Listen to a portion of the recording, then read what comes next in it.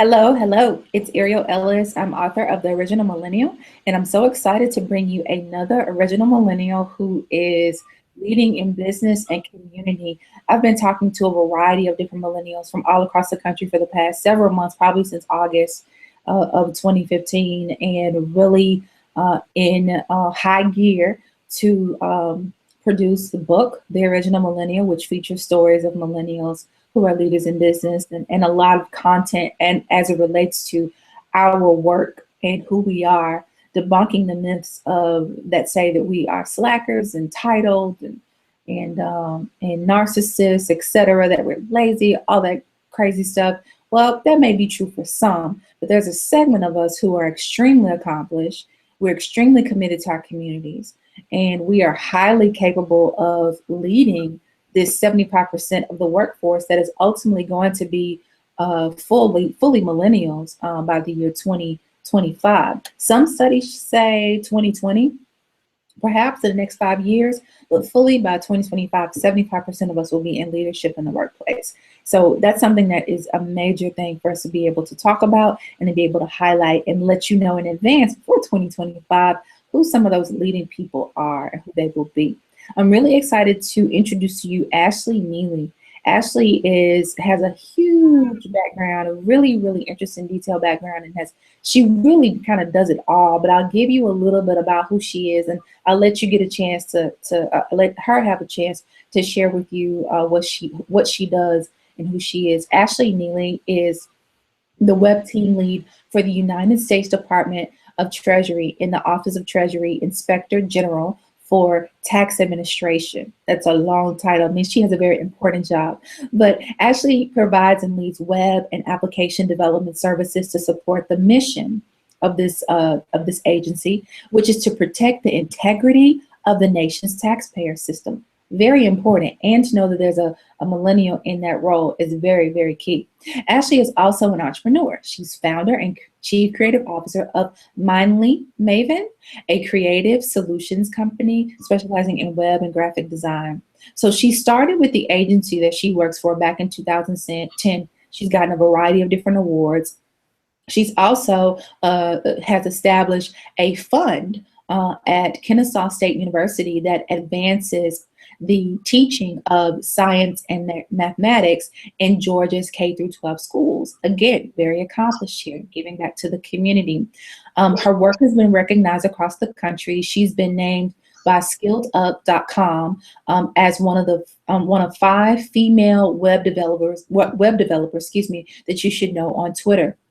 And they reference her STEM fund in that. So she's been featured, she's been highlighted, she's got a lot of accomplishments. In addition to doing great work in her full-time job, but then also being a business owner, Ashley serves as the vice president of the Urban League Greater Atlanta Young Professionals. And many of you may have heard of the Urban League Young Professionals. I know that I've been highly engaged in both the Nashville and the Memphis chapter, but the Urban League Young Professionals is, in most cities, is a group of young professionals aged 21 to 40, completely dedicated to the movement that is created and led by the National Urban League. And so as a leader in that organization in the Atlanta area, Ashley donates a lot of her time, has contributed a lot of her professional resources and experience to redesign their website and strengthen their membership database and do a variety of different things. She's been named 30 under 30. In her area. She's also been a fellow with the New Leaders Council in the Atlanta chapter. And again, she's just done a variety of different things. I won't bore you with all of the accomplishments. Trust me, they're not boring. But I'm going to let you hear from her, and we're going to have a really engaging discussion about the work that Ashley does and what makes her an original millennial. Ashley, welcome. Yes, thank you. So tell us, what's your story? What got you to where you are now? Okay, well, I've always been passionate about technology. So as millennials, we grew up in the age where I think Toy Story is probably the first 3D movie that came out, and when the internet was coming out. So I had always been fascinated with that technology. We had our first computer in our home, and I was always on the internet searching Mickey Mouse and different things that we liked, in elementary school. And so I always had an interest toward computers and designing. And when I was in high school, that's kind of where I solidified my path. I had a high school teacher who was a female. I had a programming class. I was learning Java. And she told me and my mom, she said that I need to stick with computer science because there's not a lot of women in the field. And then later on in life, I found out not only were there not a lot of women in the field, but there also weren't a lot of African Americans in the field. So that kind of sparked my passion. And then I kind of learned later throughout the years that everything I do kind of goes back to empowering others and how I can use creative solutions, design, and technology to help better my community. Wow, that's awesome. Talk a little bit more about that what your teacher said. Okay. That there weren't many women in the field.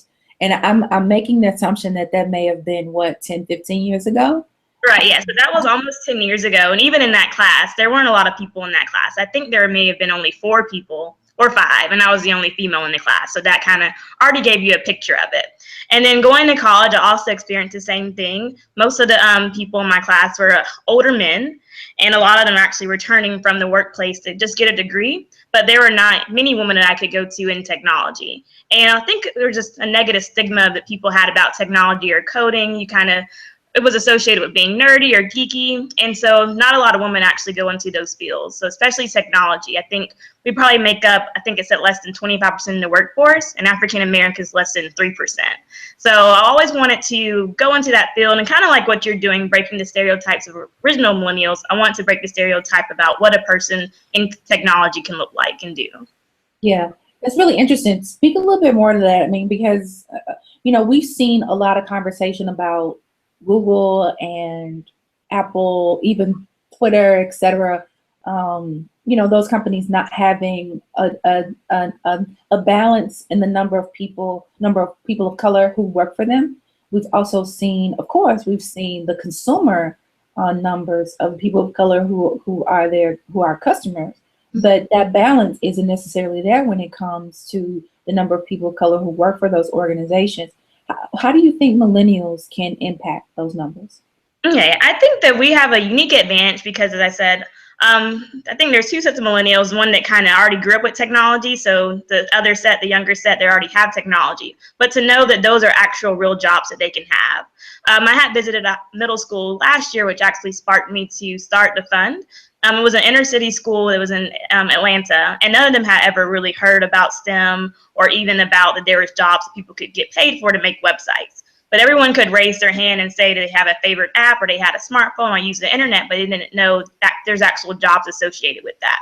So I think the most thing is just getting exposure. I think a lot of people, especially African Americans and minorities, don't have a lot of exposure to know these are real well-paying jobs in these fields. And I think that now the world's catching on about trying to get more people in those fields, especially women and minorities. And I think it just took a long time for it to get to that point because it's also always been a heavily male-dominated industry. Yeah, I can definitely remember being in college and my uncle saying, "Hey, you should go into computers and computer science." And I kept thinking, nah, I don't want to do that. I'll figure that out. I'm more of a creative. So of course, technology will always be a part of what I do, but I definitely don't want to pursue a career in that path. But I do remember several years ago when a lot of organizations started to develop that were really, really focused on getting more women into STEM and more minorities in STEM, like organizations like Black Girls Code. And there are a lot of organizations that have just come up recently in the past couple of years, and even programs. Talk a little bit more about the fund that you created through Kennesaw State University. Okay. Well, I can kind of tell you the vision I had for the fund. So originally I went to Kennesaw State. It was approaching my 27th birthday then, and I wanted to start a scholarship. And so the donor officer, she just kind of talked to me, and she wanted to get to the root of why I want to do what I did. And then we kind of went across the story about that a teacher inspired me. So then she kind of explained to me that, I can impact one person with the scholarship because that'll be given annually. But if I do this fund, which funds this center, that I can actually impact more people. Because since it was a teacher that inspired me to go into STEM, and she had the excitement and encouragement to tell me to go into that, imagine if that was instilled across all of our schools about having teachers excited about teaching those fields so that students can know they can go into it. And actually, even this past week, this is Computer Science Education Week. And so I went to a high school this week and even taught them about how to code, and they were all fascinated and had a good time doing it. And it kind of takes the stigma out of being afraid to go into these fields. Yeah. Why do you think there is a stigma? I know I'm kind of going off our planned questions, but I knew that we would, based on your bio and your experience, and this being such an important topic, I wanted to dig a little bit deeper. I think this is very critical for us to discuss. Why do you think that stigma exists for women and people of color as it relates to areas of STEM? Yes, I think that most of the ways that we portrayed it, even if you look at the Facebook movie or anything that's come out in the media about computer science, has always just been centered around geeks and then also Caucasian males. You didn't really see anyone in the film that's African Americans. You may see people of other minorities such as Indian or Asian, but you never really see people like us. And I think until they start showing that there's actually a community of African Americans that are in these places and leading the workforce in this field, that would change. But I think people don't see that, and they also associate it with being boring. But then you have to just look at the workplace. So I think that's how come, I don't want to say tech companies overcompensate, but I think that's one of the reasons they do, or have all these lush environments for people to work in with bean bags and, skateboards and all that, to make it actually cool to do these things, because they know it's not going to change. Technology is going to keep growing. So we have to make sure that we attract people to something that's not as necessarily glamorous as other fields. Yeah, it's kind of like that statement where we often say you can't be what you can't see, oh, yeah. Right? So if you don't think about, if you don't see other people doing those things, you don't think it's a possibility for you to be able to do with your life or your career either. Right. Talk a little bit about what led you to the position that you're in now with the federal agency that you work for, or is it a state agency? It's a federal. So yeah, okay. So I had actually got a phone call from the department whenever I was still in school. I was about a month or two shy of graduation, and I had never heard of this agency at all. I didn't even plan to go into the workforce yet, because I was going to go to grad school right after college, which I still did. And they gave me a call because they had got recommendations from professors at the university about who they should interview for. They had 2 positions open. So I literally had a phone interview the day after college, the day after I graduated, and then I was one of the 2 people selected for the job. And after I got hired, I didn't know what I was getting hired for exactly. I knew I'd be doing something with web development, and then it just kind of progressed from there. Me and other coworker, he was actually Hispanic, so he was a minority as well. And we just kind of just showed the way and kind of just did our best. And so all the awards I got, I wasn't expecting to get any of those, but she just evaluated me and said that, you're doing really great work and you should get awarded for it and honored for it. So I just kind of showed my way. And what I tell people too, if you're a minority in STEM or a woman, that let your work speak for itself, because that'll give you an advantage. So I don't feel like I necessarily have to compete with any of my coworkers to prove that I belong in this field. But whenever you do good work, people do recognize that and do want to see you succeed.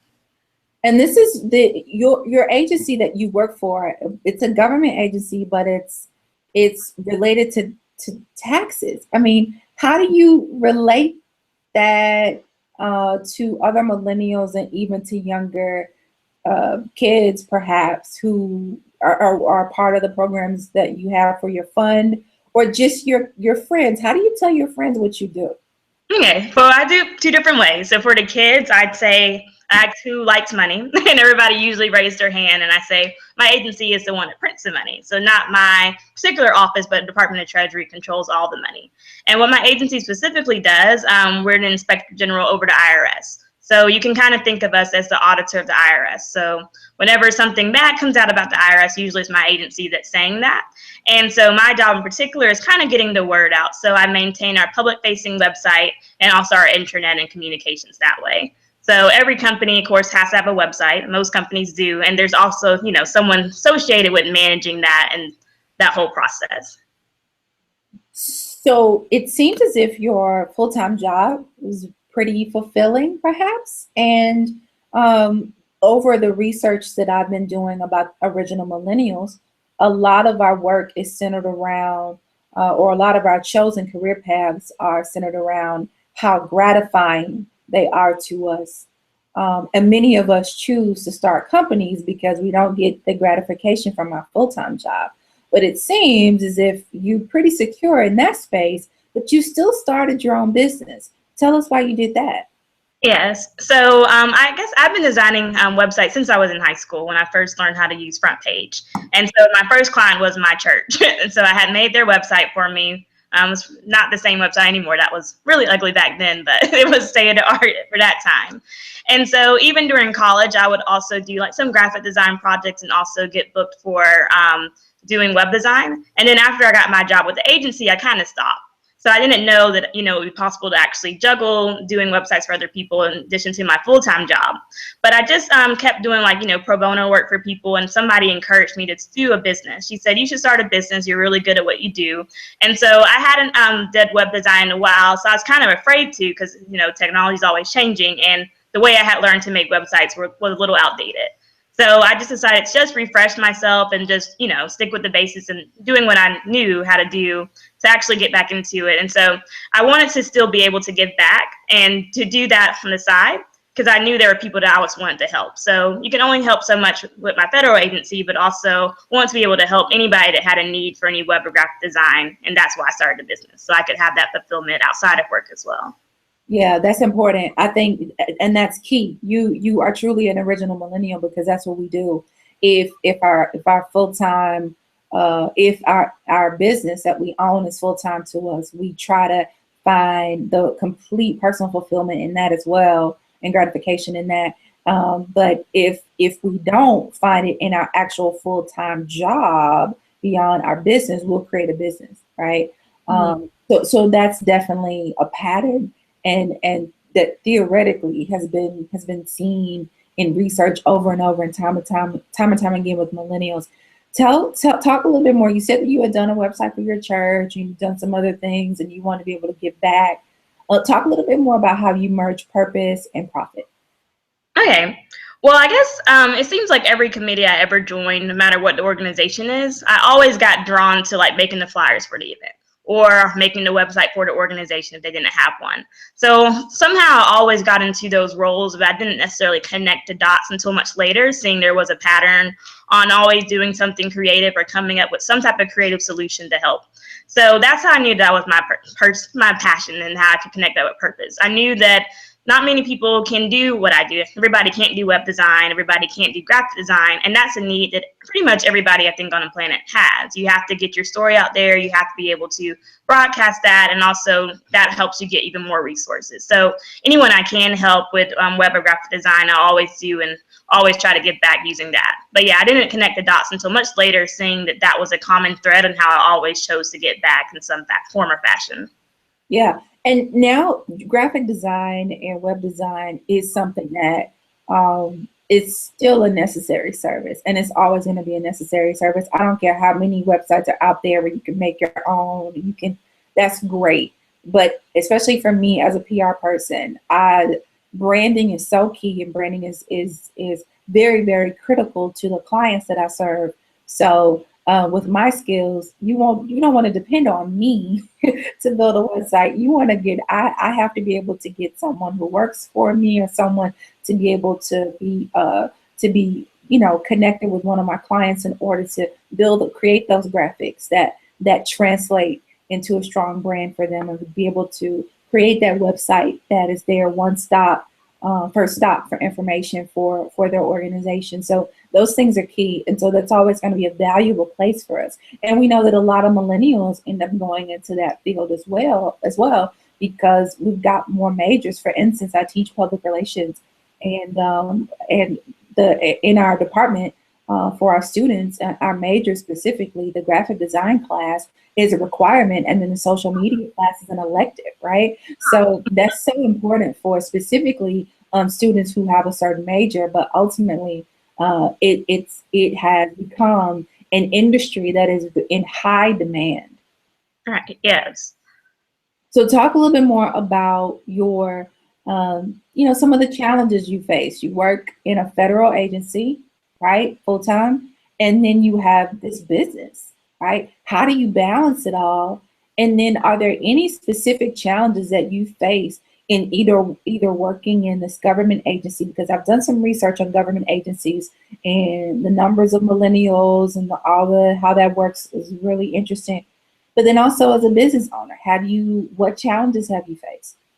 Yes. Well, being a first time entrepreneur, my family isn't much of a risk taker. So I was that person that kind of like when I said I'm starting my business, they're kind of like, why would you want to do that? So that's where I had most of my challenges, I would say. Um, I'm really good at the web part and doing the graphics, but it's also knowing about how to manage a business, making sure that your clients actually respect your work, not being afraid to charge what you're worth. I think that was the biggest thing I had to overcome, which I'm still trying to overcome. But comparing myself to others and saying, people will buy into your product, and not have everyone, just because they know you or just because you may be a millennial or young, trying to take advantage of your services. And that's been the most major challenge for me, is actually just making myself known and standing like behind my product no matter what, not being afraid if they think that my proposal is too high, or if they're afraid about the timeline it might take to produce a product, but making sure that I can stand by my work and being firm by that and not shying away from it. Because like you said, it's protecting your brand. And I never want to water down my brand just to please someone, but making sure that I can stand by my quality. So that's been the most challenging, in just running the operation side, much more than just actually producing the product. Yeah. What areas of culture do you think have influenced you the most as an original millennial? Yes. So the areas, I would say definitely my family. One reason I say that, because they never really stopped me from doing anything. They may, give me a side eye, but they're always like, what are you doing next? And I think that's something that they've always let me do. Even I can think of since I was little, I was doing gymnastics and cheerleading, and they kind of let me do whatever I want to do as far as organization wise. And I think that's kind of where I got my spark. And they've always been encouraging. So if I have something, they're my family's my friends on Facebook, my mom, my dad, even my late grandpa was my friend on Facebook. So, and then I have cousins too that I don't even really know. I met them once at a family reunion, but everything I post, they'll share, they'll write on there, congratulations. But every time I do something, it's like the first time they see me do anything. They always get really excited, and that's really what keeps me going. I have 2 nieces and now a new nephew, so I want to make sure that I'm doing things that they're proud of, that they can see that you can do whatever you want as long as your family is there to help, catch you when you fall. And I think I've had that strong support system that's really been keeping me going throughout the years. With that family support, have you noticed any kind of generational differences through how you operate as a professional, and how your parents and grandparents, aunts, uncles, even your brothers or sisters have operated? Yes, definitely. I would say I'm definitely I don't want to say the odd one out, but in a way, the odd one out. I think my dad was military, so you can kind of see from that everything was very structured. And also, even through my childhood, I always moved a lot. So I didn't necessarily grow up in one single place. So, of course, with the military, he served in that job for, I think, over 20 years. And so I know most millennials, or not most millennials, most baby boomers are that generation, they will have the same job year after year. I know it's even rare for me to have the same job in the federal government for 5 years. That's not necessarily normal for someone to stay there that long. But that's what I kind of noticed was the difference, is that, they would work one job or get one skill, and that would be their skill throughout.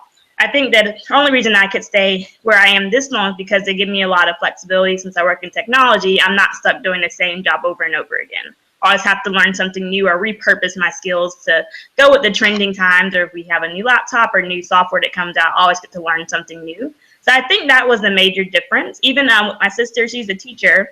So teaching changes sometimes, but still it's pretty much a static career. People usually do that for a long time, but notice that everything's just kind of, structured and the norm with what the jobs they've had compared to. Yeah. So talk about the work that you do with the Urban League. Well, before we started our chat, I mentioned that I actually launched the original Millennial Thought Leadership Series at the Memphis Urban League Young Professionals Empowerment Conference. And it was really, really interesting. It was over 250 people in the audience, and was in my hometown of Memphis, and was able to launch this project there during my keynote speech. And the theme that I centered my keynote speech around was the theme of the conference. And it was all about cultural change and social entrepreneurship. So the matchup was great. And the hashtag, or one of the taglines for the conference, was shift to empower, right? So the focus or the focus on empowerment being completely essential.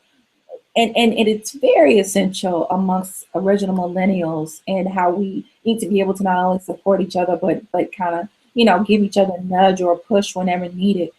Talk about your work with with the Urban League Young Professionals in Atlanta, and how empowerment has played such a huge role in the work that you've done in growing and feeding that chapter. Okay, yes. So my only regret about Urban League is that I wish I would have joined it sooner. So after college, I kind of had a void where I didn't know where to find other young professionals. So one day I just went on Google and I searched young professionals, and that was the first link that came up. So I went to go check them out, and I was glad that I could find other people that looked like me that were doing great things in the community. So I've actually only been a member of Urban League for 2 years. People kind of say I may be on the fast track to already be vice president at this point. But I came on board, I got really involved. I joined pretty much almost every committee I could. That's how I spent all my time, because I find service as fun. So that's how I like to spend all my time. And then there was a vacancy for a membership chair after I was on a member for 6 months. So then I got appointed that based on what I had already been doing with all the other committees. Then I served that for about a year, and then we had another vacancy come out because our president had to move away for a job. And so then I was appointed vice president, and then ran for it again last year and got elected that. And so it's my favorite organization. I love everything the National Urban League stands for. I love all the different activities we get to do, and I love being able to serve for other young professionals. So as membership chair, I used to kind of recruit everybody I could. Like once I found out about it, I thought it was the best kept secret. So I tried to get all my friends involved and also get as many millennials I know to actually join. Because I think that we do have a generation that likes to give back. They just don't always know how. And I felt like the Urban League was the best structure for that. And so I was a fan. I went to pretty much every conference I could. I didn't go to Memphis this year, but I actually went to their conference last year. So I'm kind of sad I missed you. I would have met you this year. But yeah, I love everything you do. I love that it's a national movement and that there's people that are, committed to making sure that economic empowerment gives us all an equal playing field. That's awesome. And I think that you're right. I joined the Urban League Young Professionals in Middle Tennessee, that chapter here in Nashville, right out of college, I believe. And right at the time, I just launched my business. I think I was about 6 or 9 months out of college, had just launched my first PR firm. And that chapter was so pivotal in my growth as a business owner, as well as, help my personal brand. But it definitely gave me a community of young professionals who were like me, who were like-minded, who were go-getters. So having that empowerment, again, going back to the question, empowerment is essential. It was so essential for me, and it continues to be essential for me, but it was so essential to me at that point. And one of the key things that I noticed, and I think I mentioned this in my talk at the conference, is that when I first graduated from college, I didn't want to go back home to Memphis because at that time, the space for young professionals was just really, really underdeveloped. Mm-hmm. And I found that community for myself in Nashville, which is why I decided to make Nashville home for that time. But then to go back almost 10 years, just about 10 years later, and to see how the Memphis community of young professionals is thriving in such just an infectious way, just innovative way. A lot of energy is in the young professional segment now. And I think a lot of it is due to that empowerment. It took some time, but the empowerment being so essential to everyone was so key. So it's interesting that you brought that point out with your experience. Yes, and I also accredit everything that I've been able to accomplish to this date has been because of Urban League. Wow. It's because of the people that I've met and the relationships I've met, and people saying, you should join this other organization or you should apply for this, that pretty much got me everywhere I am today, including starting my business. So I attribute Urban League to all my success, because if it wasn't for me joining that organization and meeting those people that were going to end up being my circle and my friends of encouragement, I probably wouldn't have been able to accomplish most of the things I did have. Wow. Well, we owe our chat today to Urban League. Yes. Urban League. Urban League and the Urban League Young Professionals. Oh my goodness. It's so funny that both the organization has extremely impacted both of our careers and overall, of course, our lives. Of course, by impacting our careers made a difference in both of our lives. So that's very, very important, and that's key. So salute Urban League. Thank you for being such a contributor to young professionals and such just a mainstay in the community overall. Talk a little bit more about, we talked about some challenges. We talked about, empowerment. We talked about your path. Talk about some of the future things that you hope to do. I think I mentioned earlier before we started the chat that there's a segment of us, or there's a segment of millennials who more than not, unfortunately, fit that stereotype. They may fit that stereotype, typical model of being, entitled, or underachieving, or slacker, or whatever you might want to say. And I think there's a huge segment of us who continue to debunk that myth, but there's still a segment of us who fit the stereotype to a T, unfortunately. What kind of shift do you think is going to take place, or could take place, in order to allow the original millennials to come to the forefront a little bit more? Okay. I think, as you mentioned, whenever we start to take place in the workforce more, I think you said about 10 years from now, we'll be in the forefront. I think it's going to take just a lot of trust. I think that we have a pretty much a different style. I think we like a flexible work schedule. We like to have be flexible about where we can work. But I think it really just takes a change in a generation before us, knowing that we're capable of leading. It may be different. It may be a little scary. Technology, may not be everyone's thing, but that's how we're going. Even like today, like this is a prime example. I wouldn't have to fly to Memphis to meet you. We could do this over Google Hangouts, and you could instantly publish it. But knowing that you could connect pretty much to anyone in the world in a matter of seconds, and just being able to embrace that collaboration, which I think our previous generation didn't get to have that, especially not as instantaneous or even on a free level. But knowing that since we are so connected, that we're able to achieve the same things they've done, and probably much more, because we're able to learn from other people and embrace a diverse background. So I think it just takes trust. I know that change is scary. Nobody likes change. But even for the generation before us, they've seen change from, the first computers coming out to now everybody having smartphones at work or workforce. But knowing that since we grew up in that time, we're able to embrace it and also use it to actually lead for the better.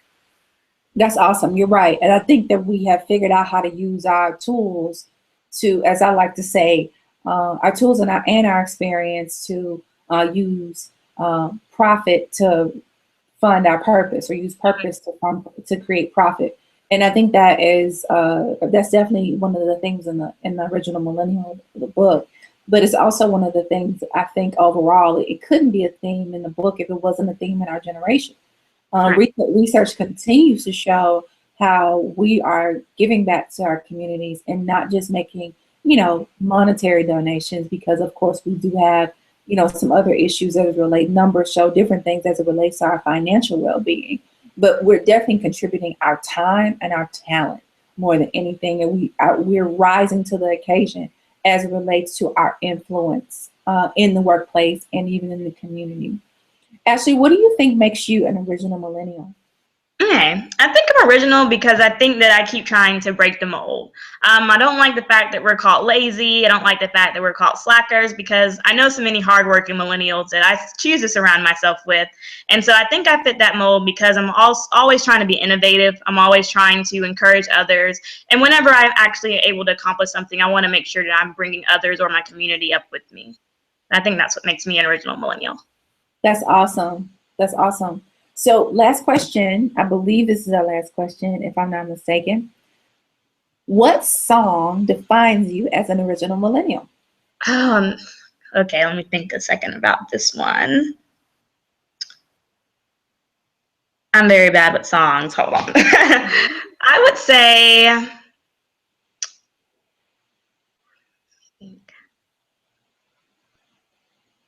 Mary J. Blige, That's Fine. I really like that song. think that it kind of empowers women, and knowing that everything's just going to be okay, and it's just an uplifting song. So I would say that. Awesome. Well, thank you, Ashley. Thank you for participating in this thought leadership series. Is there anything else you want to share before we go? I think that's it. If you like to just follow me on Twitter or Instagram, it'll be Ashley Nealy and #1. And I had a great time talking to you today about my millennial journey. Thank you. Thank you. Excellent. Great information and great conversation, great details about the work that you've done, not only in your your day to day, but also with your business, the things the fun that you established, and just all the cool stuff. You completely personify, fit the mold of an original millennial. So I'm super excited that you participated in this project, and you all look forward to seeing more about Ashley's story in the book. If you're watching this and the book is already out, cool, go get it. But if you happen to see this and you haven't purchased the book, you can go to the originalmillennial.com to order the book. You can also go sign up for any email updates that we will send. You can go look for blog posts. Of course, there'll be a piece in it, blog post about Ashley and some other original millennials who I've interviewed for this project. You can also follow on Twitter. The Twitter handle for the original millennial is BOG Millennial. And it couldn't fit the whole word in there, so I had to abbreviate it, right? BOG Millennial. You can follow on Twitter. And also find us on Facebook, The Original Millennial. But we're super excited to be having more and more and more of these conversations. So if you stumbled upon this, again, you can always go to the website, The Original Millennial, for more. And you can always purchase the book as well. Thank you, and hope to talk to you soon.